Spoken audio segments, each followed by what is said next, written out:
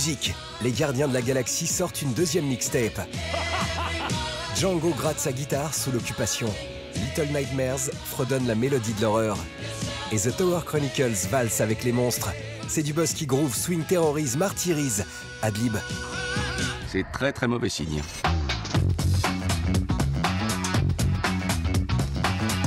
C'est qui cette Juliette? Je la connais pas. T'as sa carte dans la poche et tu la connais pas? Tu te fous de ma gueule? Je sais pas, c'est peut-être juste une fille qui... Non, voilà, c'est une fille qui organise des mariages. On va se marier? Oh, mais oui, je veux! Oui, je veux! 4 ans après Paris à tout prix, la comédienne réalisatrice Rim Kérissi remet le couvert avec Jour J. Cette comédie avec également Nicolas Duvauchel zoome sur une organisatrice de mariage en charge des noces du garçon avec qui elle a eu une aventure. Mec, il va falloir que tu choisisses entre les deux. Je prends les deux.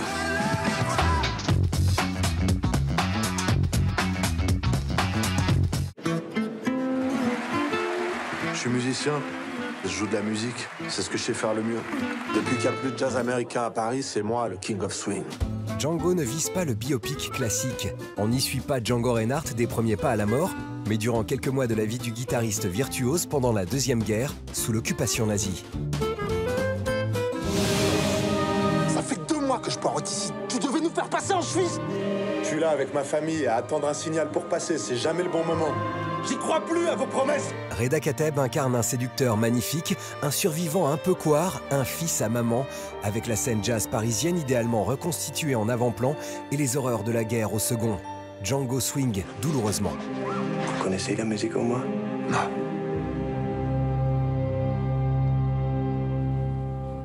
Mais elle me connaît.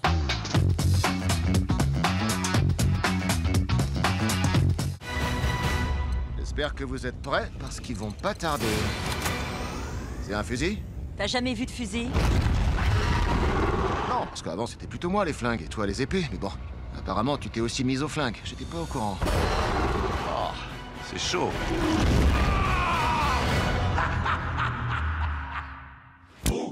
Personnage attachant, scène d'action élégante, bande-son décoiffante, humour haut de gamme, bardé de toutes ses qualités, les Gardiens de la Galaxie avaient affolé le box-office.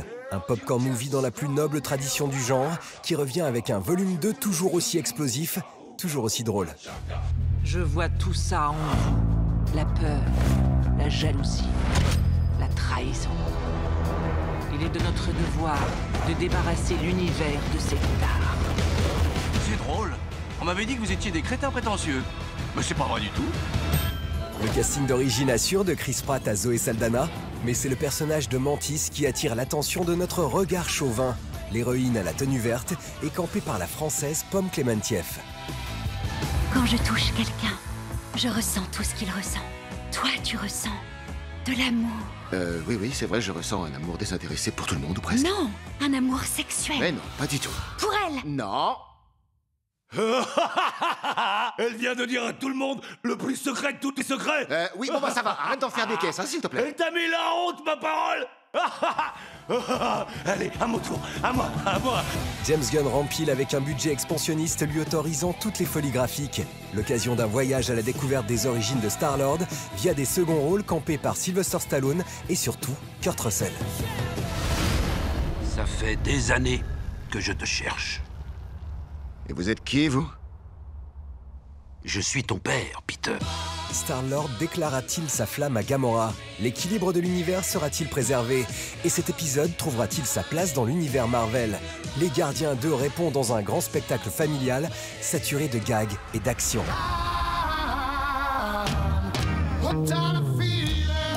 Il y a 2 catégories de créatures dans l'univers. Celles qui dansent et celles qui ne dansent pas. Ah oui, d'accord. Je suis un danseur, pas Gamora. Il faut que tu te trouves une femme pathétique. Comme toi. Je te remercie. T'as besoin d'un câlin? Non, merci, ça va aller. Merci. Non, j'ai dit non. Ça me fait plaisir.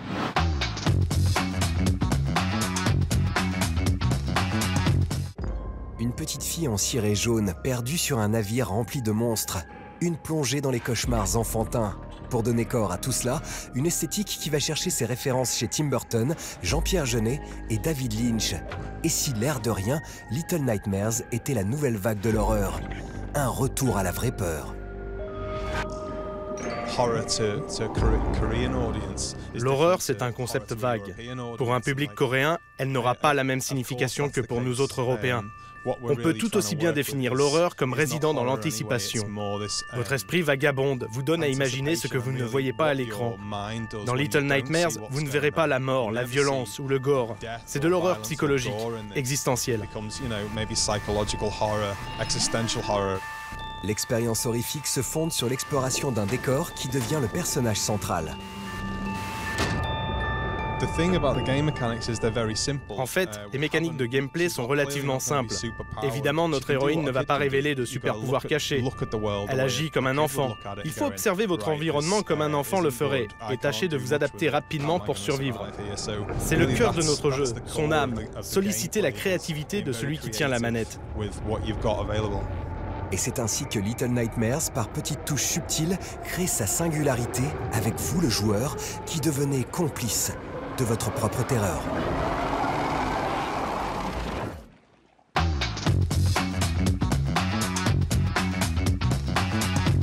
À l'origine, un roman paru en 2012, Re:Zero, a été adapté en animé à succès en 2016 et arrive donc logiquement aujourd'hui en manga. Transposant l'arc 1 de l'histoire, il ne sera une surprise que pour celles et ceux qui n'ont encore aucune connaissance de l'univers. Et quelle surprise! Même s'il nous resserre le vieux truc de l'adolescent téléporté dans un univers alternatif de fantasy, Re:Zero brise la monotonie du principe. Comment?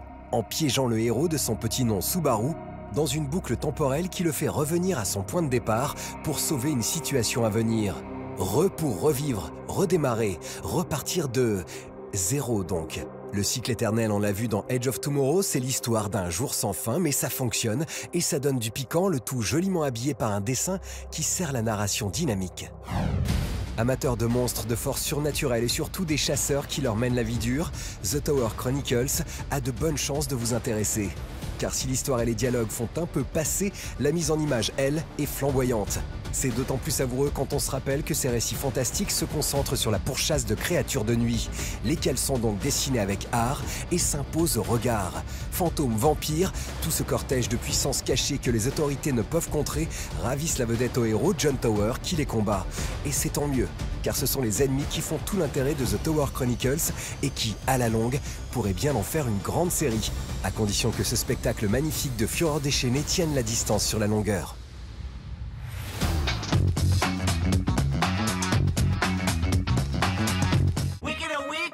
On se quitte avec les accords furieux du nouvel album de Kendrick Lamar. Le rappeur Made in Compton, Californie, nous offre un digne successeur à son méga hit To Pimp a Butterfly. 14 pistes impeccablement produites pour un 4e album au son pointu, viscéral, souvent enlevé, parfois sombre. Bref, du Kendrick Lamar dans le texte.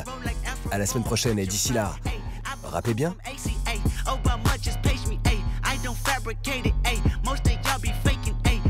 Modest about it, ayy. She elaborated, ayy. Watch my soul speak. You let the meds talk.